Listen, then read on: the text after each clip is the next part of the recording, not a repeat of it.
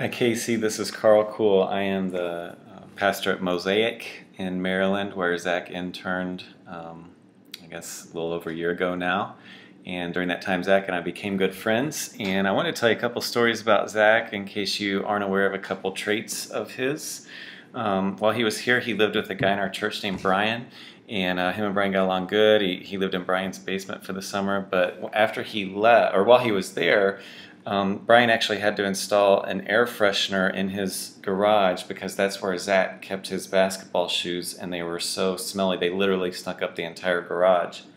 Then after Zach moved away and Brian was cleaning up after he had gone, Brian started finding all these little things around the house. He couldn't even tell what they were or where they had come from. Finally he realized that they were chewed up straws that Zach would sit around while he was watching TV or reading or something, chew on the straw, become so mangled. Brian couldn't even tell what it was, and he'd find them like behind the couch or like underneath the rug or just in random places. Another thing I enjoyed about Zach while he was here is one day he and myself and Ben Alston, our worship leader, were kind of debating in the office about how athletic we were, and so one of us threw down the gauntlet and said, well, the only way to settle this is with a race. And we were all talking trash to each other about how great we were in high school and all that.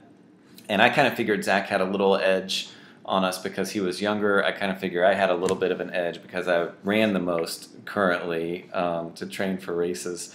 And so the day came, we went out in our parking lot. Andrea said, on your mark, get set, go. We all took off racing, and I was neck and neck with Zach, but the thing that stunk is Ben, our worship leader, was like 20 yards in front of us. So that was not cool. Another story I remember about Zach was we had these little green connection cards. I don't know if he's talked to you about these because they were the bane of his existence while he was at Mosaic and why I'm sure he'll never be back. But basically he'd have to create these connection cards that everybody filled out at church each week and then use the paper cutter to cut the sheets into thirds. And he would have to recreate these time after time after time. I mean, all it was using a paper cutter, but for some reason he could not cut a straight line with our paper cutter and had to make these over and over and over. And it was kind of funny just to see how irate he would get. So let's see, I've told you he's a slob, I've told you that he is slow, and I've told you that he can't handle frustration very well. So hopefully you know what you're getting into. I will say that here's what I like about Zach is sometimes different people who've come to our church like are cool to minister to or you know, they're servant-hearted.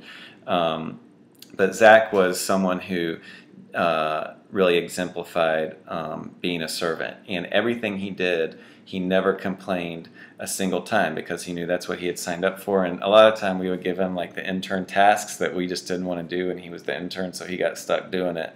And there wasn't one single time the entire summer where he complained. And so hopefully, you know, you found someone who is a little messy and has stinky feet and can get a little frustrated.